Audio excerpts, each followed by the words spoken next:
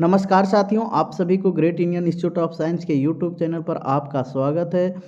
हम लोग क्लास 12 की कंप्यूटर साइंस पढ़ रहे थे और यूनिट नंबर 1 यानी कि जो है C++ प्रोग्रामिंग जो है था। C++ प्रोग्रामिंग में यूनिट नंबर 1 में हम लोग टॉपिक नंबर दूसरा देख रहे थे यानी कि गेटिंग स्टार्टेड विथ C++ का जो है ये दूसरा लेक्चर होगा। यानी कि टॉपिक नंबर दूसरा का जो है ये टॉपिक जो है जो होगा ये दूसरा है और पार्ट 2 होगा। यानी कि कह सकते हैं कि लेक्चर जो है दूसरा होगा, लेक्चर आपका क्या होगा, दूसरा होगा। हम लोग जो है कल के क्लासेस में क्या क्या पढ़ लिए थे। कल के क्लासेस में हम लोग जो है पढ़े थे क्या, कोई हेडर फाइल के विषय में पढ़े थे। क्या पढ़े थे? हेडर फाइल के विषय में पढ़े थे। इसके बाद जो हेडर फाइल में जो है 5 हेडर फाइल का जो है नाम पढ़े थे। पांचों हेडर फाइल का जो है हम लोग फंक्शन भी पढ़े थे, है ना। इसके बाद फिर हम लोग आज पढ़ेंगे उस हेडर फाइल को जो है पहचानने के लिए, यानी कि right the name of header file, है ना। Right the name of header file, आपको जो है हेडर फाइल का नाम बताना है दिए गए फंक्शन में। यानी कि जो है आपको दिए गए फंक्शन को जो है आपको हेडर फाइल बताना है कि जो है कौन सा फंक्शन जो है किस हेडर फाइल में आएगा। तो देखिए पहला क्वेश्चन है पावर फंक्शन है। क्या है? पावर फंक्शन है। तो किस हेडर फाइल में आएगा? किस हेडर फाइल में आएगा? तो math.h में आएगा, math.h में, है ना। इसके बाद जो है नेक्स्ट आपका है बी क्लियर स्क्रीन फंक्शन है। क्या है? क्लियर स्क्रीन फंक्शन है। तो किस हेडर फाइल में आएगा? conio.h में आएगा, conio.h में आएगा। इसके बाद देखिए गेट्स फंक्शन, है ना। गेट्स फंक्शन किस में आएगा? studio.h। इसके बाद देखिए सेट डब्लू फंक्शन, है ना। सेट डब्लू फंक्शन जो है किस में आएगा? iomanif.h फंक्शन में आएगा। और ये आप लोग के एग्जाम में जो है VVI जो है क्वेश्चन जो है बनता है और आप लोग के एग्जाम में जो है ये 100% में गारंटी देता हूँ कि जो आने की संभावना जो है बहुत ज़्यादा जो है चांसेस है। इसलिए जो है आप लोग याद रखिएगा कि कौन सा फंक्शन किस हेडर फाइल के अंतर्गत में आता है ना, ये ध्यान में रखना है। ठीक है, तो आप लोग जो है अच्छे से जो है नोट्स कीजिएगा और नोट्स में जो है आप VVI कर लीजिएगा। ठीक है, नेक्स्ट जो हम लोग देखेंगे क्या, वॉइड मेन, है ना। वॉइड मेन फंक्शन जो कि आपका हेडर फाइल में जो है प्रयोग किया जाता है, हेडर फाइल में जो है प्रयोग किया जाता है। क्या किया जाता है? Void main. तो वॉइड मेन के विषय में हम लोग पढ़ेंगे। किसके विषय में पढ़ेंगे? वॉइड मेन के विषय में। किसके विषय में? वॉइड मेन के विषय में। अब देखिए void is a keyword, void is a keyword. Void क्या है? कीवर्ड है। क्या है? वॉइड कीवर्ड है ना। अब देखिए कीवर्ड के विषय में जो हम लोग पढ़ चुके हैं, है ना। कीवर्ड्स जो होगा वह आपका क्या होगा? किस लेटर में? स्मॉल लेटर में होगा। क्या होगा? स्मॉल लेटर से।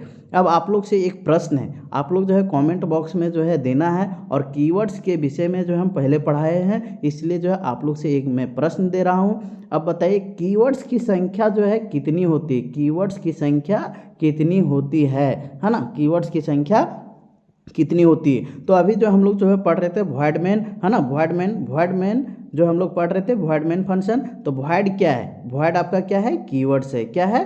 कीवर्ड्स है ना। इसके बाद देखिए मेन आपका क्या है? मेन इज ए फंक्शन है। क्या है? मेन इज ए फंक्शन है। ठीक है, इसके बाद जो है देखिए इन C++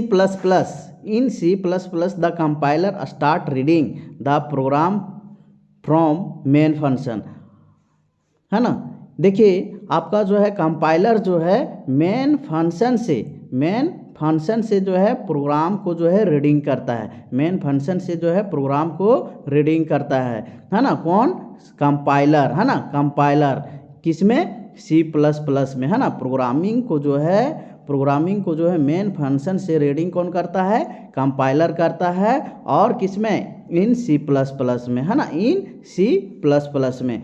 तो ये ध्यान में रखना है कि वॉइड क्या है, कीवर्ड है, मेन आपका क्या है, फंक्शन है, और इन C++ में the compiler start reading the program from main function, यानी कि जो है मेन फंक्शन से, जो हम लोग जो है यहाँ पढ़े मेन है ना, तो मेन फंक्शन से जो है आपका रीडिंग की प्रक्रिया स्टार्ट होता है, रीडिंग की प्रक्रिया स्टार्ट होता है। अगर मेन नहीं रहेगा तो रीडिंग की प्रक्रिया जो है स्टार्ट नहीं होगा, है ना। और कौन रीडिंग करता है, कंपाइलर करता है ना, कंप्यूटर के जो है कंपाइलर जो है रीडिंग करता है ना। नेक्स्ट आगे जो है आपका क्या है, in C++ without main function, without main function program can't be run, can't be run, यानी कि जो है मेन फंक्शन को जो है बिना दिए हुए, बिना मेन फंक्शन का जो है आपका फंक्शन, मेन फंक्शन जो है प्रोग्राम में अगर नहीं रहता है तो आपका कांट बी रन, ठीक है, यानी कि रन नहीं होगा, मेन फंक्शन नहीं रहेगा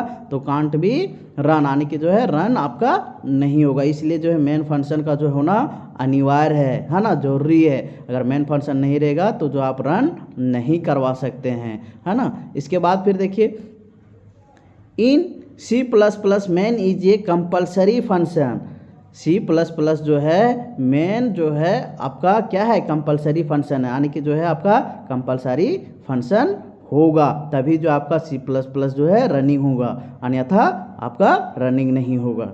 नेक्स्ट आपका क्या है, C++ only one function, only one function must written that is main function, यानी कि कह सकते हैं कि C++ में आपको एक फंक्शन जो है देना जरूरी है, एक फंक्शन जो है लिखना आवश्यक है, जो कि आपका क्या है, मेन फंक्शन, क्या है, मेन फंक्शन को जो है लिखना आवश्यक है, अन्यथा जो है आपका नहीं होगा, है ना।